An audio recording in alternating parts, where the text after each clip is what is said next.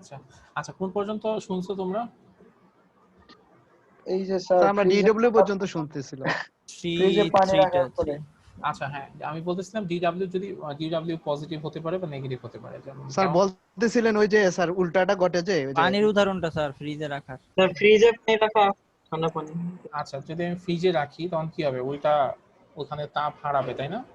জি sir. পরিবেশে ওই তাপটা নিয়ে যাবে, আশেপাশ থেকে ফ্রিয়ন এসে ওই তাপটা রিসিভ করবে। তার মানে কি স্যার ফ্রিজে যদি আমি রাখি প্রথমে কি আমার পাত্রটা তাপ হারাবে না প্রথমে পানিটা তাপ হারাবে? আচ্ছা, ফ্রিজে যদি রাখি, ফ্রিজে যদি তুমি এরকম রাখো, ফ্রিজে হচ্ছে তুমি ঢাকনা দিয়ে রাখলা, জি স্যার, যে ফ্রিজে তুমি ওটাকে আটকে রাখছো, তখন আগে পাত্র তাপ হারাবে, তারপর ভেতরেরটা হারাবে। আর যদি ঢাকনা না দিই স্যার তাহলে কি প্রথমে পানির তাপ হারাবে? সেক্ষেত্রে যে কোনোটাই হারাইতে পারে, কারণ সেক্ষেত্রে তো আর তোমার বস্তুর উপর নির্ভর করে না, বস্তুর উপর ডিপেন্ড করতেছে না, মানে দুইটাই পাওয়া যাচ্ছে। এরকম একটা জিনিস আছে, আমি একটু সামনে পড়তাম, তো আগেই দেখাই তোমাদেরকে। সেটাকে বলে হচ্ছে সিস্টেম। আসলে কি, আমি যে থার্মোডাইনামিক সিস্টেম বা সিস্টেম বলতেছি, এই জিনিসটা আসলে কি? থার্মোডাইনামিক সিস্টেম হচ্ছে is a quantity of matter of fixed quantity identity. মানে ব্যাপারটা হচ্ছে এরকম যে থার্মোডাইনামিক সিস্টেম বলতে আমরা বুঝবো যে তুমি কোন একটা এক্সপেরিমেন্ট বা কোন একটা কাজ কোন একটা ম্যাটার নিয়ে বা কোন একটা ফিক্সড আইডেন্টিটি নিয়ে যদি তুমি করো, তাহলে সেটাই হচ্ছে তোমার সিস্টেম। ধরো তুমি এক কাপ কফির নিয়ে কাজ করতেছো, কি কাজ? যে ওই কফির তাপ কেমন করে বাড়ে, কেমন করে কমে, কি হচ্ছে, তার মানে ওই কফিটা তখন তোমার সিস্টেম। ধরো তুমি একটা গাড়ি ইঞ্জিন নিয়ে কাজ করতেছো, তার মানে গাড়ি ইঞ্জিনটা হচ্ছে তোমার সিস্টেম। তুমি তারপর ধরো আমি কি করলাম, যে আমি হচ্ছে তোমাদের ক্লাসের উপর কাজ করলাম, কেমন যে চিন্তা করলাম যে আমাদের ক্লাসের স্টুডেন্টরা মানে কি কি খাবার খাইলে তাদের ওজন বাড়ে আর কি কি খাবার খাইলে তাদের ওজন কমে যায়। তো এরকম একটা কাজ করার চিন্তা ভাবনা করলাম। ধরো তাহলে কি হবে, তো আমার ক্লাসে যে স্টুডেন্ট গুলো আছে তারা হচ্ছে আমার সিস্টেম, ঠিক আছে? ধরো আমি গ্রিন ইউনিভার্সিটি নিয়ে কাজ করলাম, যে গ্রিন ইউনিভার্সিটি স্টুডেন্টরা কাদের রেজাল্ট ভালো হচ্ছে আর কাদের রেজাল্ট খারাপ হচ্ছে, এর কারণটা কি, বা ছেলেদের রেজাল্ট ভালো হচ্ছে না মেয়েদের রেজাল্ট ভালো হচ্ছে, এইসব নিয়ে আমি কাজ করলাম। তার মানে গ্রিন ইউনিভার্সিটি সব স্টুডেন্ট হচ্ছে আমার সিস্টেম। মানে আমি যে কোয়ান্টিটি নিয়ে বা যে ম্যাটার নিয়ে বা যে আইডেন্টিটি নিয়ে আমি কোন একটা কাজ করব, সেটা হচ্ছে আমার সিস্টেম। এবং ওই সিস্টেম অবশ্যই কি হইতে হবে, ওই সিস্টেমে একটা বাউন্ডারি থাকবে। বাউন্ডারিটা কেমন, যে আমি ফার্স্টে চিন্তা করতেছিলাম যে হ্যাঁ আমি হচ্ছে এই ক্লাস নিয়ে কাজ করব, তার মানে এই ক্লাসটা হচ্ছে আমার, ক্লাসের চারপাশে আমার একটা বাউন্ডারি আছে, মানে এই সেকশনটা হচ্ছে আমার বাউন্ডারি। আমার যদি এমন হয় যে না আমি 202 ব্যাচ নিয়ে কাজ করবো, তাহলে 202 ব্যাচ হচ্ছে আমার একটা বাউন্ডারি। আমার যদি এমন হয় যে আমি ট্রিপল ডিপার্টমেন্ট নিয়ে কাজ করবো, তাহলে ট্রিপল ডিপার্টমেন্ট হচ্ছে আমার বাউন্ডারি। আমি যদি চিন্তা করি না আমি পুরো গ্রিন ইউনিভার্সিটি নিয়ে কাজ করবো, তাহলে গ্রিন ইউনিভার্সিটি হচ্ছে আমার বাউন্ডারি। আমি চাইলে বাউন্ডারিটাকে ফিক্স করে রাখতে পারি, মুভেবল করতে পারি, ঠিক আছে? আচ্ছা, এবং এই বাউন্ডারির বাইরে যা কিছু আছে সব হচ্ছে সারাউন্ডিংস। সারাউন্ডিংস কেমন, যে ধরো আমি ট্রিপল ডিপার্টমেন্ট নিয়ে কাজ করতেছি, তাহলে সিএসসি ডিপার্টমেন্ট হবে আমার সারাউন্ডিংস, টেক্সটাইল ডিপার্টমেন্ট হবে আমার সারাউন্ডিংস, বিপিএ হবে আমার সারাউন্ডিংস।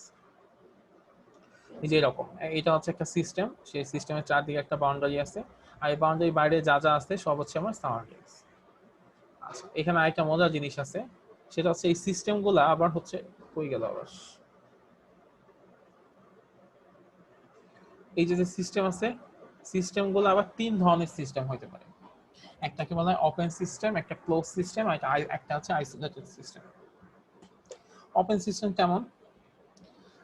ওপেন সিস্টেম হচ্ছে এইরকম যে ধরো তুমি একটা পাত্রের মধ্যে হচ্ছে পানি গরম করতেছো, তো পাত্রে কোনো ঢাকনা ঢুকনা নাই, তাহলে কি হবে? পানি গরম করতে থাকবে, একটা পর্যায়ে গিয়ে পানি ফুটবে, পানি যখন একেবারে বেশি ফুটে যায় তখন বাইরে ছড়ায় ছিটে আসে না, তখন ওই চুলা বন্ধ করতে যাওয়া রিস্কি হয়ে যায়, হাতের মধ্যে এসে পানি লাগে, এরকম হয় না? এবং একই সাথে তোমার আশেপাশে তাপ তো লাগতেছেই, মানে তাপ তো বাইরে আসতেছেই, তার মানে ওই সিস্টেমে দুইটা ব্যাপারই হয়, তাপও হচ্ছে আশেপাশে ছড়ায়, একই সাথে পানিটাও আশেপাশে ছড়াচ্ছে। তার মানে যে সিস্টেমে একই সাথে এনার্জিও ট্রান্সফার হয়, আবার সাথে সাথে ম্যাসও ট্রান্সফার হয়, ভরও ট্রান্সফার হয়, এনার্জি আর ম্যাস দুইটাই যদি ট্রান্সফার হয়ে যায় বা বাউন্ডারি ছাড়ায়, তাহলে সেই ধরনের সিস্টেমকে আমরা বলবো ওপেন সিস্টেম। আচ্ছা, ক্লোজ সিস্টেম কেমন হইতে পারে?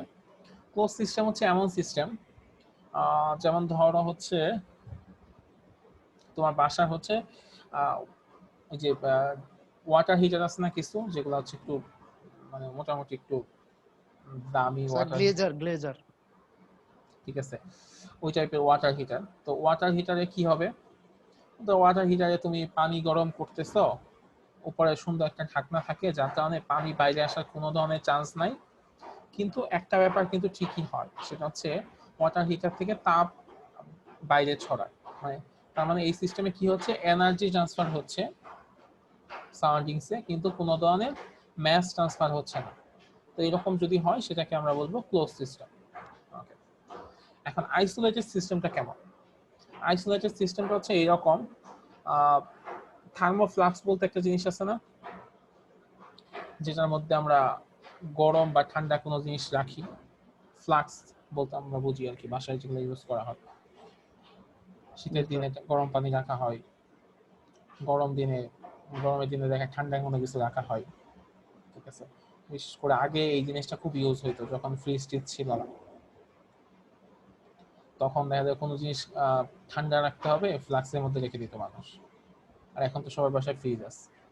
আর এখনো হচ্ছে শীতের মধ্যে অনেকে একটু পর পর যারা চা স্যার বা এখনো কফি, গ্রামে আছে, অনেক গ্রামে আছে, মানে ওই যে ইনজেকশন রাখে স্যার। হ্যাঁ ইনজেকশন রাখে, ঠিক আছে। আচ্ছা, তো বা এখনো আছে যারা হচ্ছে চা কফি খায়, যে মানে চা কফি খেতে হয়, ট্রাভেলিং এ গেলে স্যার ওইটা অনেক সময় ইয়ে করে। ওইরকম ফ্লাক্স করে নিয়ে যায়। তোমরা যদি ইয়েকে দেখো, যে মেসি বা সোয়ারেস কে কখনো দেখছো যে জি স্যার। তারা যে ট্রাভেল করে সবসময় হাতে একটা মগ আর একটা ফ্লাক্স থাকে, হ্যাঁ ঠিক আছে। এরকম ব্যাপার স্যাপার আছে। আচ্ছা, তো ওই রকম ফ্লাক্স হচ্ছে কেমন, ওই ফ্লাক্সের কোনো ধরনের কোনো ট্রান্সফার হয় না, যে এনার্জিও ট্রান্সফার হয় না, ম্যাসও ট্রান্সফার হয় না, দুইটার একটাও ট্রান্সফার হবে না। তার মানে যা আছে তাই। তো ওই ধরনের সিস্টেমকে আমরা বলবো আইসোলেটেড সিস্টেম, ঠিক আছে। তো তিন ধরনের সিস্টেম আছে, open system, close system, isolated system. তো এই তিন ধরনের সিস্টেম নিয়ে আমাদের কোনো কনফিউশন আছে কারোর? জি না স্যার। তো পরীক্ষায় কিন্তু ভাইভাতে কিন্তু এসব জিজ্ঞেস করা হবে, যে ওপেন সিস্টেম কি, ক্লোজ সিস্টেম কি, আইসোলেটেড সিস্টেম কি, একটা করে উদাহরণ দিতে বলা হইতে পারে। তো বলতে হবে যে এইটা হচ্ছে একটা ওপেন সিস্টেম, এটা একটা ক্লোজ সিস্টেম, বা এটা একটা আইসোলেটেড সিস্টেম, ঠিক আছে।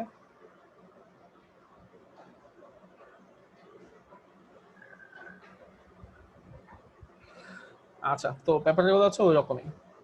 আচ্ছা, এখানে দেখো একটা ম্যাথ আছে, এই ম্যাথটা কি তোমরা করতে পারবা? বলছে a system absorbs 80 joule heat energy from the environment, its internal energy increases by 500 joule, find the work done by the system in the environment. একটু করে দেন এটা। এই ম্যাথটা মানে যে বুঝতে আগে থিওরিগুলো যে বুঝছে, তার কোনো ধরনের ক্যালকুলেটরও লাগবে না, কলমও লাগবে না, খাতাও লাগবে না। আমি একটু দেখতে চাই যে কে বুঝতে পারছে আগের ব্যাপারগুলো। 100 জুল হিট এনার্জি মানে এই ম্যাথটা এত সহজ,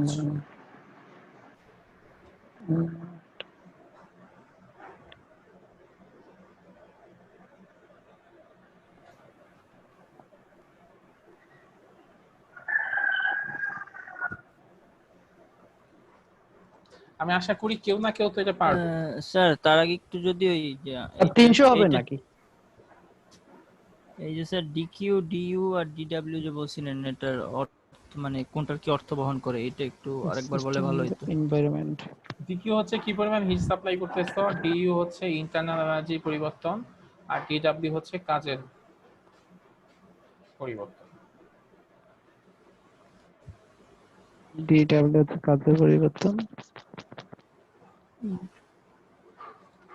আমাদের বের করতে হবে তো find the work 300 joule sir. 300 joule কিভাবে হইলো? স্যার ওইটা থেকে 800 থেকে এটা বিয়োগ দিচ্ছে।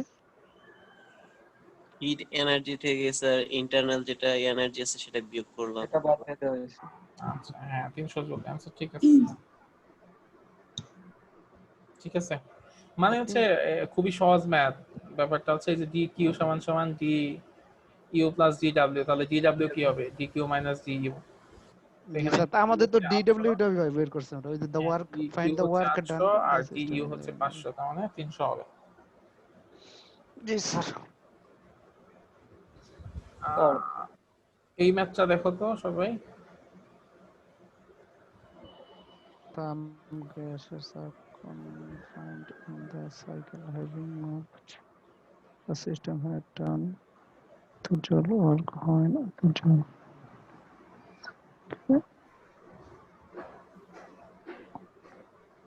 ডিওটা বের করতে হচ্ছে। This is what are the change in volume and internal energy. Volume R internal energy. ভলিউমটা বের করতে হবে না, ইন্টারনাল এনার্জিটা বলো।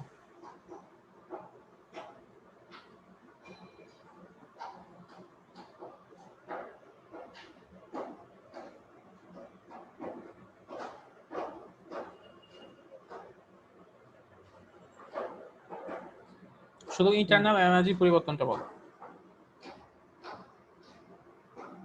The system has done at the joule work when heat energy is given keeping pressure constant. 800 joules। হ্যাঁ,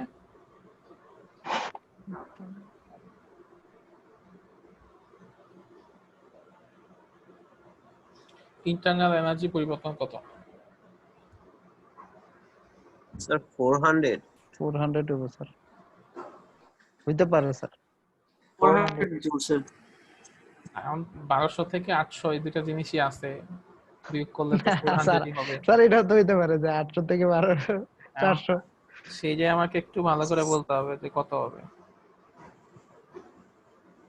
work হয় 800 joule sir heat full energy sir 1200 joule কাজ হইছে, এখানে হিট এনার্জি 800, তাহলে বাকি থাকবে ইন্টারনাল 400। এখন এখানেই তো কাহিনী আছে, আমরা একটু আগে বলতেছিলাম পজিটিভ নেগেটিভ অনেক ব্যাপার আছে, তুমি আমাকে সেটাই বলো যে কি হবে। তুমি জাস্ট ওই ফর্মুলাটা ইউজ করো, ফর্মুলা ইউজ করে দেখো কত হয়। স্যার ফর্মুলা তো এমন ভুলে গেছি। ফর্মুলা এখন আয়ত্তে আসে না। dq সমান সমান du plus dw।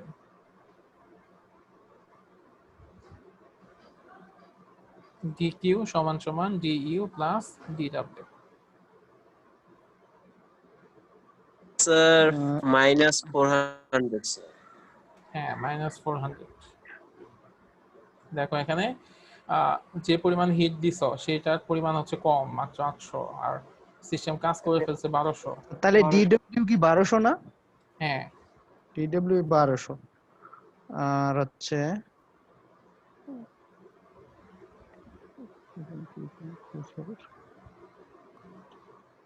why not good heat energy is given pressure.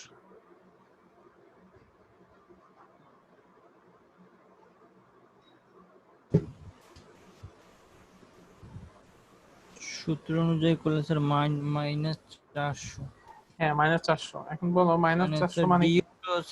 -400 sir, মানে এখান থেকে হিট ছাইড়ে দিতেছে, মানে হিট ডিসচার্জ হইতেছে যেটাকে বলে।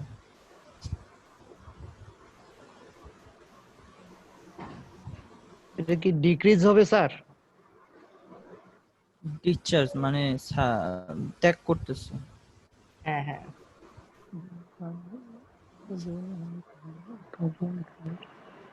Keeping pressure constant. What is the change of volume?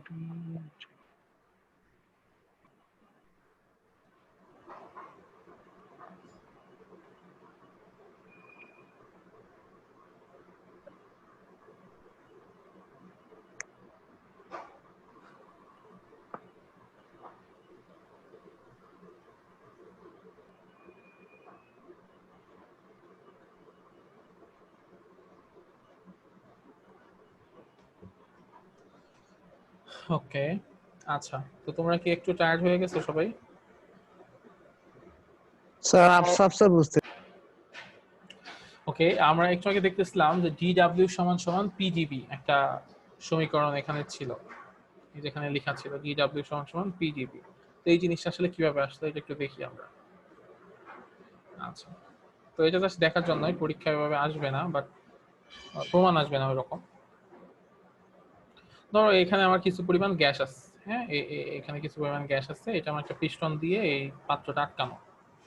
তো এখন আমি একটা ফোর্স অ্যাপ্লাই করলাম, ফোর্স অ্যাপ্লাই করে এটাকে আমি এখান থেকে সরে এই পর্যন্ত নিয়ে আসলাম, মানে ডিএক্স পরিমাণ সরণ আমি ঘটাইলাম।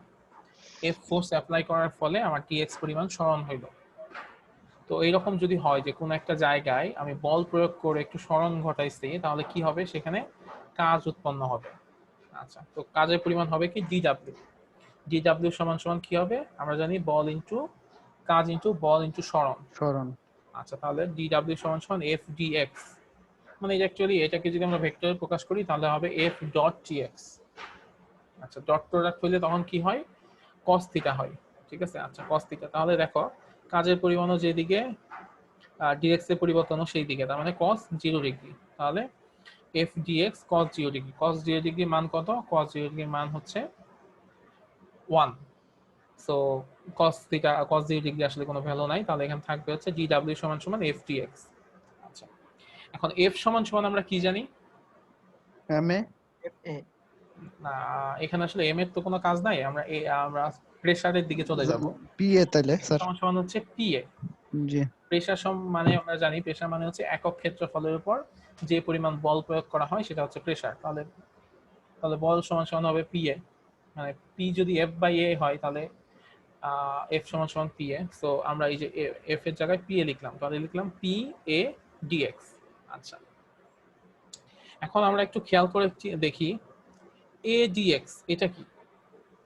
এ হচ্ছে ক্ষেত্রফল আর ডিএক্স হচ্ছে একটা দৈর্ঘ্য, তাহলে ক্ষেত্রফলের সাথে দৈর্ঘ্য গুণ করলে কি হয়,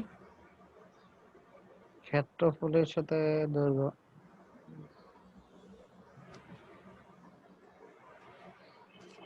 ক্ষেত্রফল আর আর দৈর্ঘ্য। দৈর্ঘ্য। আচ্ছা, আমাকে কেউ বলতে নিজুম বলো, ক্ষেত্রফল মানে কি? নিজমের নেট চলে গেছে স্যার। আচ্ছা, নিজুম দৈর্ঘ্য গুণ প্রস্থ। স্যার প্রস্থ হবে তাহলে। দৈর্ঘ্য গুণ প্রস্থ স্যার মিলায় স্যার ক্ষেত্রফল তো স্যার। ক্ষেত্রফল দৈর্ঘ্য একটু প্রস্থ মিলে হচ্ছে ক্ষেত্রফল। জি স্যার। তো দৈর্ঘ্য ইনটু প্রস্থ যদি ক্ষেত্রফল হয়, তার সাথে যদি আমি উচ্চতা গুণ করি কি হবে, এই যে ক্ষেত্রফলই হবে। দৈর্ঘ্য ইনটু প্রস্থতা ইনটু উচ্চতা, তাহলে কি হবে, দৈর্ঘ্য গুণ প্রস্থ। আয়তক্ষেত্র নাকি স্যার? স্যার হ্যাঁ, আয়তক্ষেত্র। আয়তক্ষেত্র আয়তক্ষেত্র কি, ক্ষেত্রফল। বর্গ। ওইটাকে আমরা বলি হচ্ছে দৈর্ঘ্য ইনটু প্রস্থ ইনটু উচ্চতা, মানে হচ্ছে আয়তন, তাই না, মানে ভলিউম। আচ্ছা, ক্ষেত্রফল আর হচ্ছে আয়তন কিন্তু ডিফারেন্ট, ঠিক আছে। আয়তন হচ্ছে দৈর্ঘ্য ইনটু প্রস্থ ইনটু উচ্চতা, আর ক্ষেত্রফল হচ্ছে শুধু দৈর্ঘ্য ইনটু প্রস্থ। তো এখানে আমরা কি দেখতে পাচ্ছি যে এ হচ্ছে ক্ষেত্রফল আর ডিএক্স হচ্ছে একটা দৈর্ঘ্য। দৈর্ঘ্য আর উচ্চতা তো একই জিনিস, মানে দৈর্ঘ্য তো উচ্চতাও তো এক ধরনের দৈর্ঘ্য। জি স্যার। মানে আমরা তাহলে এখানে বলতে পারি এ ইনটু ডিএক্স মানে হচ্ছে ডিভি, মানে এটা হচ্ছে ভলিউমের পরিবর্তন। তো এই জন্য ওইখান থেকে আমরা পাই এ ডিএক্স সমান সমান যদি ডিভি লিখি তাহলে আমাদের আলটিমেটলি আসে ডিডব্লিউ সমান সমান পি ডিভি। তো ওই জিনিসটাই হচ্ছে এখানে ইউজ করা হয়েছে, যে আমরা ডিডব্লিউ কে চাইলে আমরা লিখতে পারি পিজিভি, মানে একটা নির্দিষ্ট প্রেসারে কি পরিমাণ ভলিউমে আয়তনের পরিবর্তন হয়েছে সেটাই আমাদের কাজের পরিমাণ। আচ্ছা, তো এখন থেকে আমরা যে সূত্র লিখবো সেটা হচ্ছে এরকম, ডিডব্লিউ ডিকিউ সমান সমান DU plus PDB.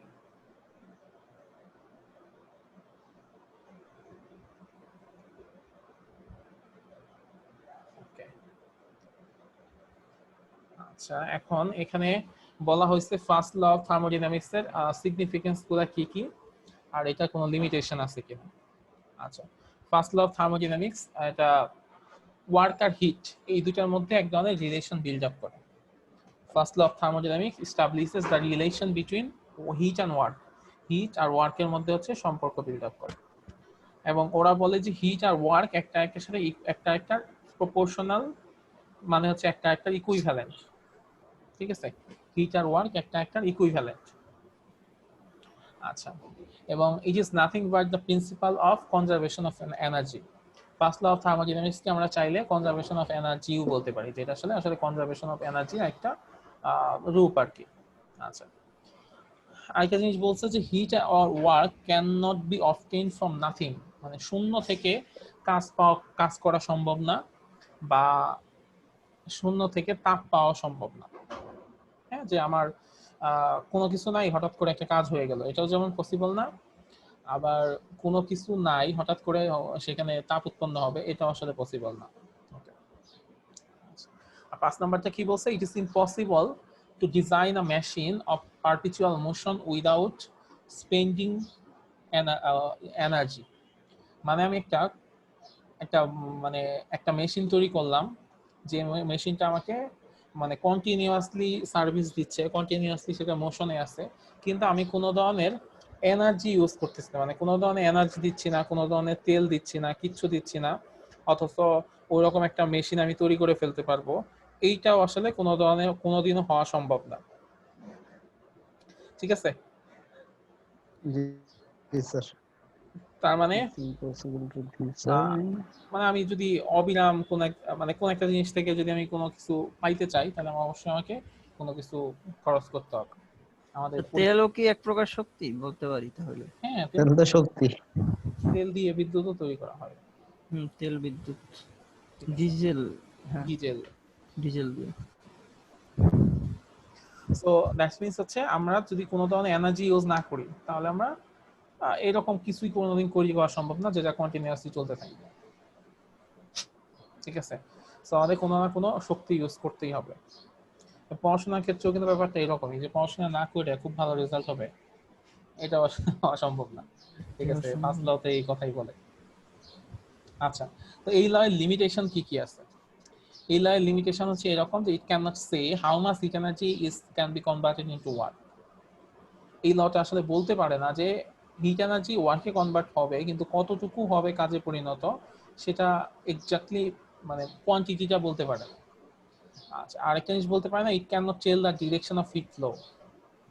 Hit flow এর ডিরেকশন বলতে পারে না, যে হিট ফ্লো কোন দিকে, মানে হিট ফ্লো এর ডিরেকশনটা কোন দিকে হবে, এই বস্তু থেকে ওই বস্তু, না এই বস্তু থেকে ওই বস্তু, এই টাইপের কোনো কিছু এই লতে আসলে ওইভাবে ইন্ডিকেট করা নাই। তো এই দুটো হচ্ছে এই ফার্স্ট ল অফ থার্মোডাইনামিক্স এর লিমিটেশন। আর উপরে পাঁচটা হচ্ছে ফার্স্ট ল অফ থার্মোডাইনামিক্স এর সিগনিফিকেন্স। সো পরীক্ষায় কিন্তু এইসব জিজ্ঞেস করা হবে, যে সিগনিফিকেন্স গুলা কি কি, বা লিমিটেশন গুলা কি কি।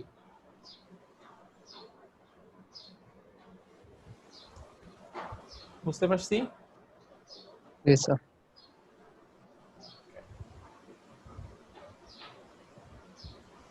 আচ্ছা, এখন এই চেঞ্জ ইন ভলিউম এই ম্যাথটা এখন করতে পারবো? জি স্যার। দেখো, একটু আগে কি করছিলাম, ইন্টারনাল এনার্জি পরিবর্তনটা বের করছিলাম এবং সেটার মান আসছিল -400। জি স্যার। আচ্ছা, এখন চেঞ্জ ইন ভলিউমটা বের করো তো। ভলিউমের পরিবর্তন মানে ডিভি এর মান বের করতে হবে।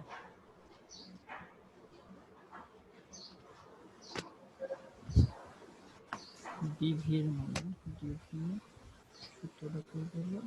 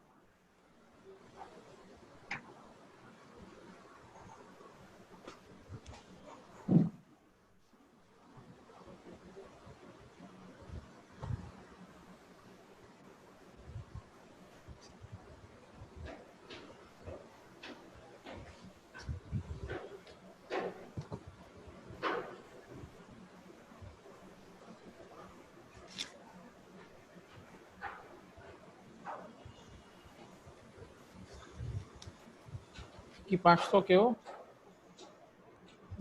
ডিভি এর সূত্রটা কি স্যার? ডিডব্লিউ ডিডব্লিউ সমান সমান পিডিবি। স্যার এটা কি পিটা স্যার নিচে গিয়ে স্যার, তাহলে তো আসে হলো মূলত স্যার 1200। 300 হবে?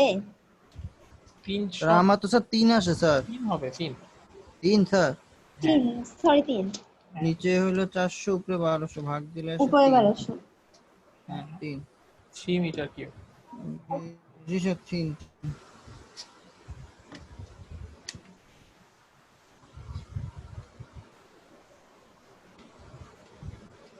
আচ্ছা, এই 2 নাম্বার ম্যাথটা করো তো।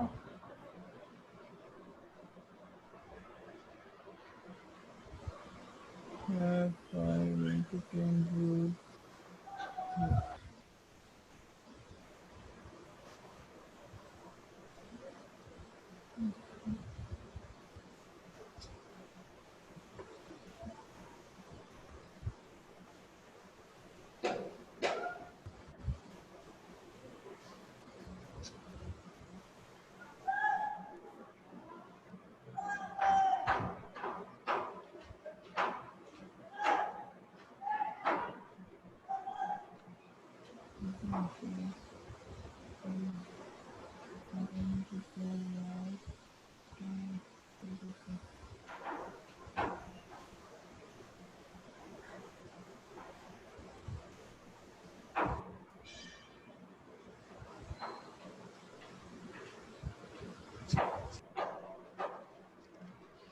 দুই নাম্বারটা স্যার ডিডব্লিউ বাই করতে বলছো?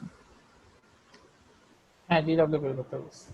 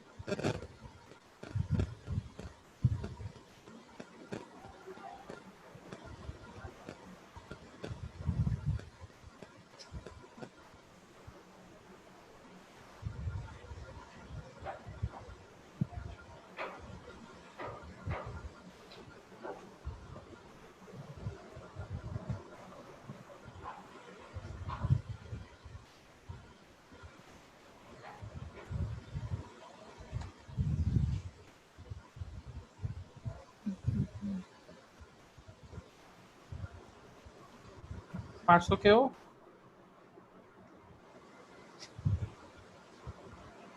হ্যাঁ,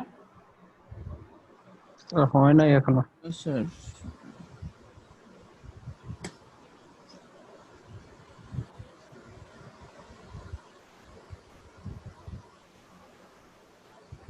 দেখো এখানে কি চাইছে, ওয়ার্ক ডান চাইছে। তো ওয়ার্ক ডান যেহেতু চাইছে, তো তোমরা কি জানো ওয়ার্ক ডান ডিডব্লিউ সমান সমান পিডিবি, তাই না? জি sir. Sir DV into P. DV কত এখানে? ডিভি হচ্ছে স্যার ডিবি হচ্ছে 0.2 নাকি? ডিভি হচ্ছে 0.2, জি স্যার। 0.2। ওকে, আচ্ছা এখানে বলছে নরমাল প্রেসার। নরমাল প্রেসার মানে কত? 1 অ্যাটমসফিয়ার প্রেসার, তাই না? জি আচ্ছা 1 অ্যাটমসফিয়ার প্রেসার যদি হয়, আচ্ছা 1 অ্যাটমসফিয়ার প্রেসারকে যদি আমরা প্যাসকেলে কনভার্ট করি তাহলে কত হয়?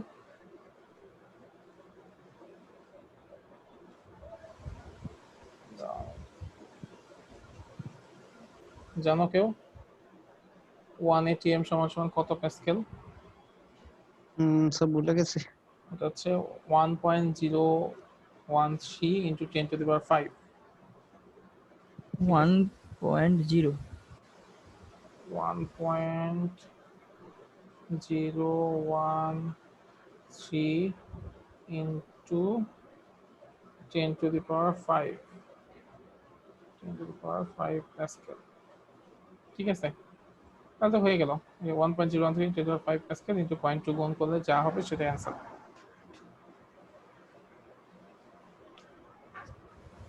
স্যার 1.03 না এটা? 1.013 013 হ্যাঁ।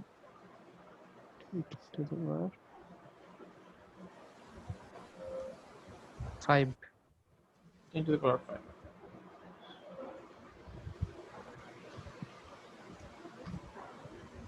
স্যার তাহলে তো এটা দিয়ে এটা গুণ করলেই হয়ে যায়। গুণ তো করতেছি। 3.020। ঠিক আছে, সো এটা হচ্ছে খুবই সহজ টাইপের ম্যাথ। আচ্ছা 3 নাম্বার ম্যাথ আর প্রথম ম্যাথ একই ম্যাথ আর কি, দুইবার দেওয়া হয়েছে। আচ্ছা এবার আমরা দেখব সেকেন্ড ল অফ থার্মোডাইনামিক্স। আচ্ছা সেকেন্ড ল অফ থার্মোডাইনামিক্স এর চারটা স্টেটমেন্ট আছে, মানে চারজন বিজ্ঞানী চারটা স্টেটমেন্ট আছে। তো স্যার ওটা কি মিটার কিউবে হবে ওইটার অ্যানসারটা? কোনটা? সেটা কি চাইছে? হ্যাঁ ওয়ার্ক ডান, ওয়ার্ক ডানের একক কি? ওয়ার্কের একক কি? জুল। হ্যাঁ ওয়ার্কের একক জুল হইলে জুল হবে, ঠিক আছে। স্যার তাহলে তো অনেক আসে। আচ্ছা তো সেকেন্ড ল অফ থার্মোডাইনামিক্স সে চারটা স্টেটমেন্ট আছে, ক্লসিয়াস স্টেটমেন্ট, কেলভিনের স্টেটমেন্ট, প্ল্যাঙ্কের স্টেটমেন্ট, কার্নভ স্টেটমেন্ট। তো ক্লসিয়াস স্টেটমেন্টে বলা হয়েছে কি, it is impossible to make a heat flow from a body of lower temperature to a body of higher temperature without doing any external work on the substance. Normal কি হয়, hit হচ্ছে higher টেম্পারেচারের object থেকে lower টেম্পারেচারের অবজেক্টের দিকে যায়, তাই তো? জি sir. এখন এটা কি কখনো সম্ভব যে লোয়ার টেম্পারেচারের অবজেক্ট থেকে হায়ার টেম্পারেচারের অবজেক্টে হিট যাবে? স্যার ওই যে পানির ইয়ে দিছিলেন ওইটার দিকে সম্ভব? ওই যে লম্বা একটা উদাহরণ দিছিলেন না? আচ্ছা হ্যাঁ সম্ভব হইতে পারে, কেমন? না না না, ওটা কি ডিফেন্স, এটা পাত্রের আকারের উপর স্যার বলছিলেন যে। হ্যাঁ মানে ওইখানেও কিন্তু ওইটাই, পানির ক্ষেত্রে কিন্তু কি হয় যে সারফেস পাত্রের আকার উপরে ইয়ে যেখানে করে। বেশি সেখান থেকে লোয়ার সারফেসে পানি যায়। জি স্যার। তো ওইটা হওয়া তো সম্ভব না। এখানেও ব্যাপারটা ওইরকমই যে লোয়ার টেম্পারেচার থেকে হায়ার টেম্পারেচার নর্মালি হিট যাওয়া পসিবল না যদি না আমি এক্সটার্নালি কোনো কাজ করি, মানে এক্সটার্নাল ওয়ার্ক যদি আমি না করি, মানে এক্সটার্নালি যদি কোনো ধরনের ওখানে প্রেশারাইজ না করি, তাহলে it is impossible to make a heat flow from a body of lower temperature to a body of higher temperature. মানে কম তাপমাত্রার বস্তু থেকে বেশি তাপমাত্রার বস্তুতে হিটের ট্রান্সফার হওয়া সম্ভব না, এটা ইম্পসিবল। আচ্ছা আচ্ছা, এরপর আরেকটা স্টেটমেন্ট আছে, সেটা হচ্ছে কেলভিনস স্টেটমেন্ট। কেলভিন স্টেটমেন্টে কি বলা হয়েছে? Continuous flow of energy can not be obtain from a body cooling from its surroundings. মানে একটা বস্তু আছে গরম, সেই বস্তুটাকে আমি ঠান্ডা করা শুরু করলাম, তো ঠান্ডা হচ্ছে হচ্ছে হচ্ছে, তো একটা পর্যায়ে কি হবে, পরিবেশের সাথে যখন তাপমাত্রা ফিক্স হয়ে যাবে তখন কি হবে, আর তো ঠান্ডা হবে না। নাকি এমন হবে যে পরিবেশের সাথে মানে পরিবেশের সমান ঠান্ডা হওয়ার পরে ওটা রাখতেছি আর ওটা আস্তে আস্তে বরফের মতো হয়ে যেতেছে, এরকম হবে ফ্রিজে না রাখলে? না স্যার। না। সো এখানে এটাই বলছে যে continuous heat flow of energy can not be obtain from an object cooling it from its surrounding. মানে একটা বস্তু থেকে আমি হিট পাইতে পারি ততক্ষণ পর্যন্ত যতক্ষণ পর্যন্ত এটা সারাউন্ডিংস এর টেম্পারেচারের সাথে টেম্পারেচার চাইতে বেশি টেম্পারেচার থাকবে। যখনই সারাউন্ডিংস এর টেম্পারেচার সমান টেম্পারেচার হয়ে যাবে, এই বস্তু থেকে আর কোনো ধরনের হিট এনার্জি বের হয়ে আসবে না। ঠিক আছে? ওকে। আচ্ছা, এরপরে প্ল্যাঙ্কের প্ল্যাঙ্কের স্টেটমেন্টে কি বলা হয়েছে? প্ল্যাঙ্কের স্টেটমেন্টে বলা হয়েছে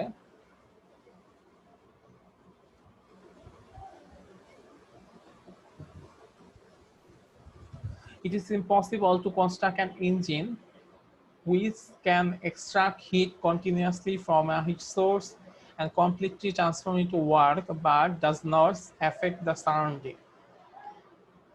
এমন কোনো ইঞ্জিন তৈরি করা আসলে সম্ভব না যে ইঞ্জিনটা একটা হিট সোর্স থেকে কন্টিনিউয়াসলি হিট নেবে এবং সম্পূর্ণরূপে কাজে পরিণত করবে কিন্তু পরিবেশের উপর কোনো ধরনের এফেক্ট করবে না। এরকম ইঞ্জিন বানানো কখনো সম্ভব না। তোমাদের বাসায় প্রেসার কুকার আছে তাই না? প্রেসার কুকার খুব ভালো সার্ভিস দেয়, কিন্তু একটু পর পর সে কি করে, সাউন্ড তৈরি করে, তাই না? জি, ঠাস করে সারে স্যার। একটু পর পর সে সাউন্ড তৈরি করে। তো ব্যাপারটা এরকমই যে তুমি একটা হিট সোর্স থেকে হিট নিয়ে একটা ইঞ্জিন দিয়ে তুমি কাজ করতেছো এবং সে তোমার কথা শুনতেছে খুব সুন্দর মতো, কন্টিনিউয়াসলি সে কাজ করে যাচ্ছে এবং সে সবকিছু ঠিকঠাক করবে, এটা কখনো সম্ভব না। সে সারাউন্ডিংসে কোনো ধরনের এফেক্ট করবে। সো এটা হচ্ছে প্ল্যাঙ্কের স্টেটমেন্ট। আচ্ছা, এরপরে কি বলছে? কার্নোর স্টেটমেন্ট। বিজ্ঞানী কার্নো এই উপরে যত কথা আছে সব কথাকে এক কথায় উনি সেরে ফেলছে। উনি বলছে no engine can be build, এমন কোনো ইঞ্জিন আবিষ্কার করা সম্ভব না which can extract a fixed amount of heat and with convert totally into work. মানে তুমি একটা ইঞ্জিনের মধ্যে যতটুকু হিট দিবা সে সম্পূর্ণটাকে কাজে পরিণত করবে, এটা করা কোনোদিনও পসিবল না।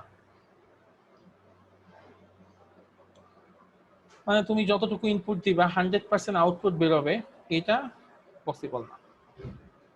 এবং আমাদের বাস্তব জীবনে আমরা তাই দেখি না? কিছুটা হইলেও মানে লস হবে স্যার। লস হবে বলতে মানে আমি যা চাচ্ছি সেটা না হয়ে অন্য কিছু হবে। অন্য কিছু হবে। ঠিক আছে? সো ফাইনাল কথা হচ্ছে এইটা যে আমি যতটুকু ইনপুট দিব তার 100% আউটপুট আমি সবসময় পাবো না, কিছু পরিমাণ আউটপুট নষ্ট হবেই। মানে ইনপুট কিছুটা অন্য কিছু হয়ে যাবে যেটা আমি চাচ্ছি না। সো কথা হচ্ছে কি যে no engine can be build which can extract a fixed amount of heat and will convert totally into work, এটা কখনোই পসিবল না। বিজ্ঞানী কার্নো এই কথাটাই উনি স্টেটমেন্টে বলছে।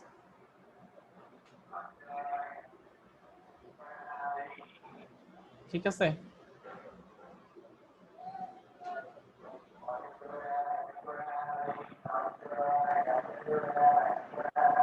বুঝতে পারছি? জি স্যার। বিজ্ঞানী কার্নো এই কথা বললেও উনি নিজে একটা ইঞ্জিন আবিষ্কার করছে। সেই ইঞ্জিনে উনি আবার নিজেই নাম দিছে, সেটার নাম হচ্ছে কার্নো ইঞ্জিন। ঠিক আছে? উনি ইঞ্জিনের এই নাম দিছে এবং উনি বলছে যে এই ইঞ্জিনটা হচ্ছে এরকম একটা ইঞ্জিন, এটা হচ্ছে এক ধরনের হিট ইঞ্জিন। হিট ইঞ্জিন কেমন? হিট ইঞ্জিন হচ্ছে এমন এক ধরনের ডিভাইস যেটা হচ্ছে হিট এনার্জিকে মেকানিক্যাল এনার্জিতে কনভার্ট করে। এরকম অনেক ইঞ্জিন আছে না আমাদের, হিট এনার্জিকে মেকানিক্যাল এনার্জিতে কনভার্ট করে। কি কি জি আছে স্যার। বলতো, কি আছে?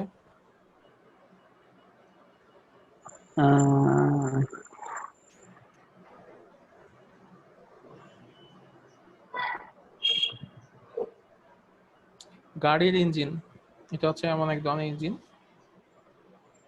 সেটা হচ্ছে হিট এনার্জিকে মেকানিক্যাল এনার্জিতে কনভার্ট করে। তারপরে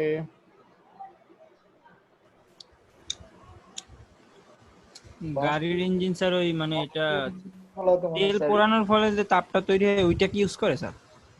হ্যাঁ, যে গাড়ি, সব গাড়ি হয়তো করে না, কিন্তু মানে আগে কিছু কিছু পুরনো গাড়ি আছে না যেগুলো পিস্টন দিয়ে চলে। এখনো তো অনেক গাড়ি পিস্টনের, মানে পিস্টনের ব্যাপারটাই যে তেলটাকে পোড়ায় একটা তাপ তৈরি করে, ওই তাপটাকে কাজে লাগায়। কাজটাকে কাজে লাগায়, ঠিক আছে। হ্যাঁ, তো ওরকমই যে আমাদের ক্লাস 9-এ থাকতে একটা চ্যাপ্টার ছিল হিট ইঞ্জিন নিয়ে, তাপীয় যন্ত্র বলতে একটা চ্যাপ্টার ছিল। তো এই টাইপের যত মানে এই টাইপের যেসব যন্ত্রগুলো আছে যেগুলা হিট এনার্জিকে মেকানিক্যাল এনার্জিতে কনভার্ট করবে, ওগুলাকে আসলে হিট ইঞ্জিন বলা হয়। তো কারণ হচ্ছে এইরকম একটা ইঞ্জিন হচ্ছে উনি থিওরিটিক্যালি এক্সপ্লেইন করছে, যেটা হচ্ছে একটা আইডিয়াল ইঞ্জিন, এবং এই ইঞ্জিনে কোনো ধরনের কোনো ডিফেক্ট নাই, কোনো ধরনের কোনো লিমিটেশন নাই, এবং সব ধরনের ডিফেক্ট লিমিটেশন থেকে মুক্ত এই ইঞ্জিনটা। এবং এই ইঞ্জিনটা কেমন, যে ইঞ্জিনে আমি উনি যে একটু আগে যে লটা বলছে সেই লটা যে ইঞ্জিনে খাটবে না। মানে উনি কি বলছিল যে এমন কোনো ইঞ্জিন আবিষ্কার করা সম্ভব না যেটা ফিক্সড অ্যামাউন্ট অফ হিটকে সম্পূর্ণরূপে কাজে কনভার্ট করবে। কিন্তু ওনার সেই থিওরিটিক্যাল কার্নো ইঞ্জিন, সেটার মধ্যে আমি যত পরিমাণ হিট দিব সেটা সম্পূর্ণরূপে কাজে কনভার্ট করবে। তাইলে স্যার প্রমাণ করে লাভ হইলো কি? ঠিক আছে, না এটা হচ্ছে একটা থিওরিটিক্যাল ইঞ্জিন, ঠিক আছে, এটা আসলে প্র্যাকটিক্যালি পসিবল না। তো এটা হচ্ছে ইমাজিনারি টাইপের একটা ইঞ্জিন, এটা তৈরি করা আসলে কোনোভাবে পসিবল না, ইম্পসিবল এটা। বাট এটা আমরা থিওরিটিক্যালি এক্সপ্লেইন করতে পারি, করে যে কোনো ইঞ্জিনের এফিসিয়েন্সি বাড়াইতে পারি এই ইঞ্জিনের সাথে কম্পেয়ার করে, ঠিক আছে, এইটুকু সম্ভব। এবং কার্নো ইঞ্জিনের এফিসিয়েন্সি হচ্ছে 100%, যতটুকু কাজে কনভার্ট করব তার 100% ইসে রূপান্তরিত হবে, তাপ থেকে কাজে রূপান্তরিত হবে। এখানে একটা এই ইঞ্জিনটা 4টা প্রসেস মেইনটেইন করে, আইসোথার্মাল প্রসেস, 2টা আইসোথার্মাল প্রসেস, 2টা অ্যাডিয়াবেটিক প্রসেস মেইনটেইন করে এই ইঞ্জিনটা চলে। এখানে একটা ডায়াগ্রাম আছে, পিবি ডায়াগ্রাম, তো সেটা আমরা সামনে পড়বো এই সাইকেলটা শেষ হইলেই। মানে কার্নো ইঞ্জিনের কিছু সাইকেল আছে, মানে মানে কার্নোর সাইকেলে কিছু অপারেশন আছে, যেমন এই যে এখানে পিবি ডায়াগ্রাম যেখানে দেখানো হচ্ছে। তো এটা হচ্ছে 4টা স্টেপে এই কাজটা করে। 1 থেকে 2 এই স্টেপটাকে বলা হয় আইসোথার্মাল এক্সপেনশন, তারপরে তাকে বলা হয় অ্যাডিয়াবেটিক এক্সপেনশন, আর 3 থেকে 4 এটাকে বলা হয় আইসোথার্মাল কম্প্রেশন, আর এরপরে 4 থেকে 1 এটাকে বলা হয় অ্যাডিয়াবেটিক কম্প্রেশন। তো এরকম 4টা প্রসেসে এই ইঞ্জিনটা কাজ করে।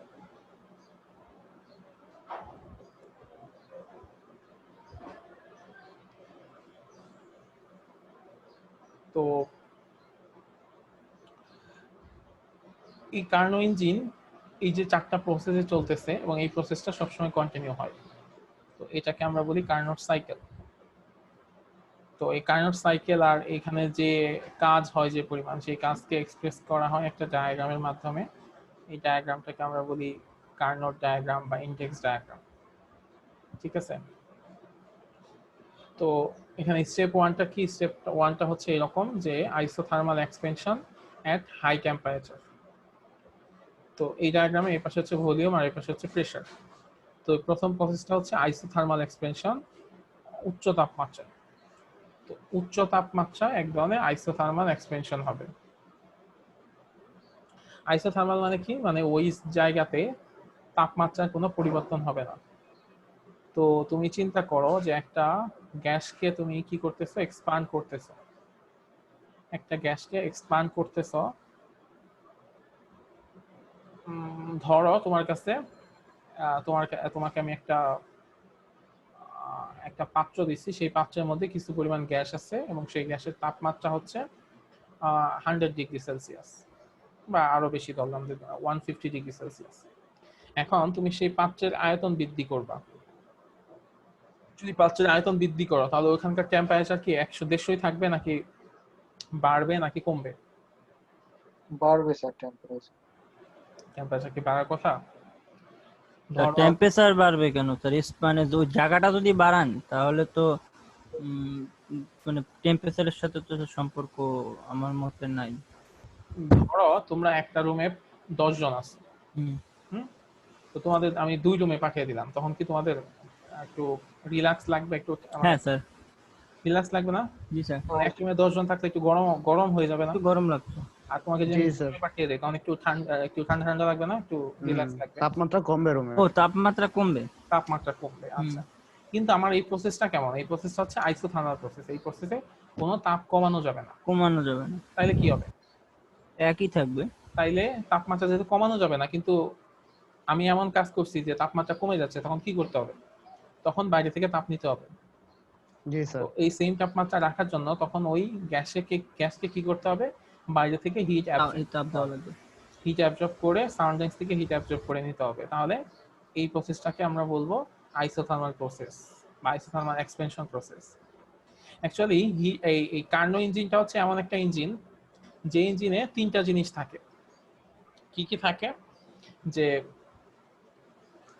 মানে আমার একটা পাত্র টাইপের থাকবে, যে পাত্রর মধ্যে আমি হচ্ছে করব,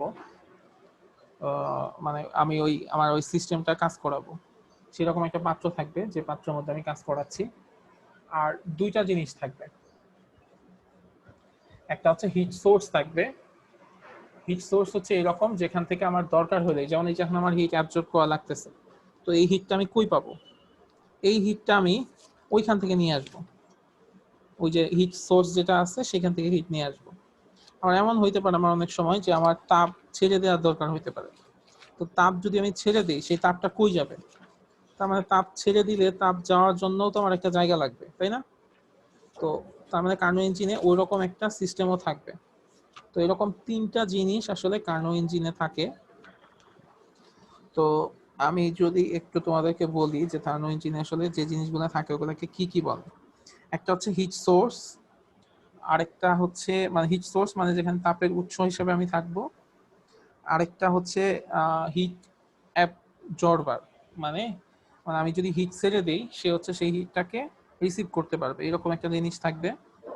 আর মাঝখানে একটা জিনিস থাকবে, সেটা হচ্ছে মানে ইনসুলেটর টাইপের, মানে আমি যখন কোনো ধরনের কোনো প্রসেস করতে করা লাগতেছে না, তখন সেই ইঞ্জিনটাকে আমি ওখানে রেখে দিব। এরকম একটা 3টা জিনিস থাকে। আর আমি যে সিস্টেমের উপর এই কাজ করব, সেই সিস্টেমটাকে আমি একবার এক এক জায়গাতে সরায় নিয়ে যাব। তো ফার্স্ট সিস্টেমে আমার কি করতে হবে? হিট অ্যাবজর্ব করতে হবে। তার মানে আমি হিট সোর্সের কাছাকাছি নিয়ে রাখবো, যাতে হচ্ছে আমার আইসোথার্মাল এক্সপেনশন প্রসেসটা আমরা করতে পারি। আচ্ছা, এরপরের যে প্রসেস সেটা হচ্ছে অ্যাডিয়াবেটিক এক্সপেনশন। মানে অ্যাডিয়াবেটিক এক্সপেনশন মানে কি? অ্যাডিয়াবেটিক প্রসেস সম্পর্কে আমরা পড়ছিলাম। অ্যাডিয়াবেটিক প্রসেস হচ্ছে এমন একটা প্রসেস যে প্রসেসে কোনো হিট বাইরে যাবে না বা বাইরে থেকে কোনো হিট আসবে না। তো এই প্রসেসটাকে আমরা বলি অ্যাডিয়াবেটিক প্রসেস। তো এখন চিন্তা করো যে আমি যদি গ্যাসকে এক্সপ্যান্ড করি, আগের মতোই কি হবে?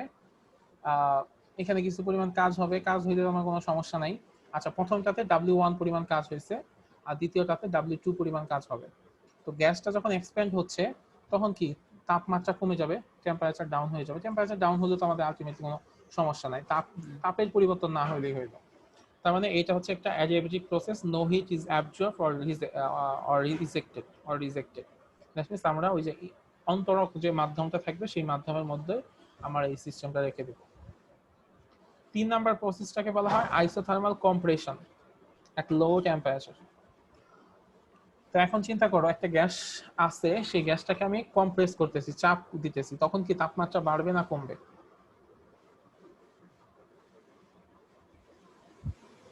স্যার একটা চাপ দিতেছি স্যার। হ্যাঁ, মানে ধরো তোমরা আগে ছিল চাপ বাড়বে স্যার। এক রুমে 10 জন, এখন এক রুমে আমি 15 জন দিলাম, তখন কি হবে? চাপ বাড়বে। তাপ বাড়বে। চাপও বাড়বে তো স্যার। তখন অ্যাকচুয়ালি টেম্পারেচার বেড়ে যাবে, তাই না? জি স্যার।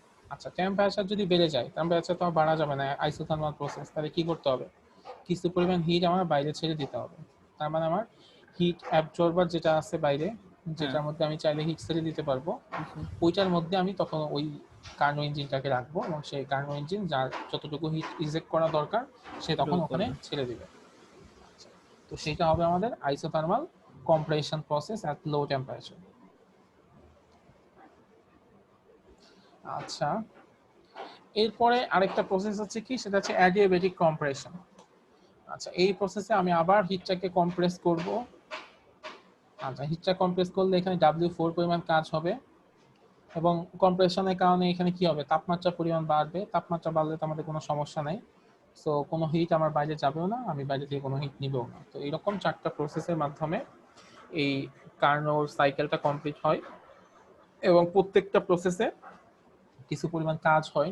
W1 প্রথম প্রসেসে W1, জি প্রসেসে W2, তারপরে প্রসেসে W3, তারপরে এটাতে W4, এরকম চারটা পরিমাণ কাজ হয়। এই 4টা কাজকে যদি আমি যোগ করি তাহলে আমাদের টোটাল কাজ পাওয়া যাবে। এবং এই সাইকেলের মধ্যে দুইটা 4টা গ্রাফ থাকে, 2টা আইসোথার্মাল গ্রাফ থাকে, 2টা অ্যাডিয়াবেটিক গ্রাফ থাকে।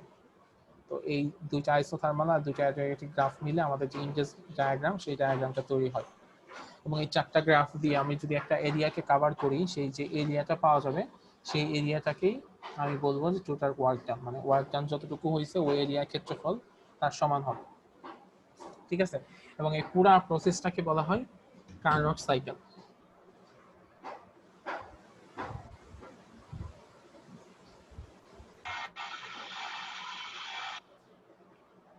বুঝতে পারছো?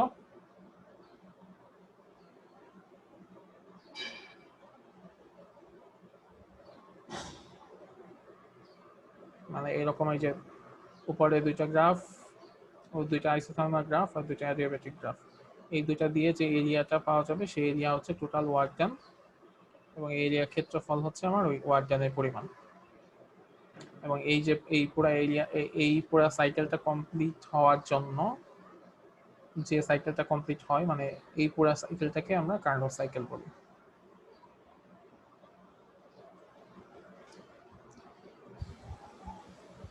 বুঝতে পারছো? জি স্যার। ওকে, আজকে তো কথা বলতে বলতে আমার নিজের অবস্থা খারাপ হয়ে গেছে।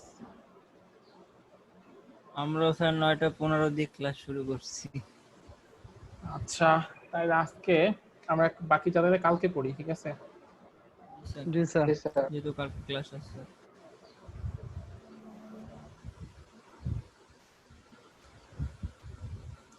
স্যার অনেক বড় সিলেবাস এবার। হ্যাঁ, ফাইনালে সিলেবাসটা একটু বড় থাকে, বেশি থাকে আর কি। স্যার একটু কমাই দেন।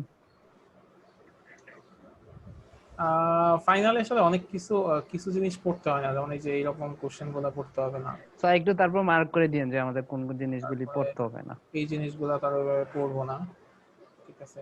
এরপরে গিয়ে আবার অনেক কিছু বাদ পড়বে, মানে এখন যা যা আছে, মানে এতদিন যা যা পড়ছি এগুলো সবই ইম্পর্টেন্ট ছিল, এরপরে গিয়ে কিছু জিনিস বাদ পড়বে।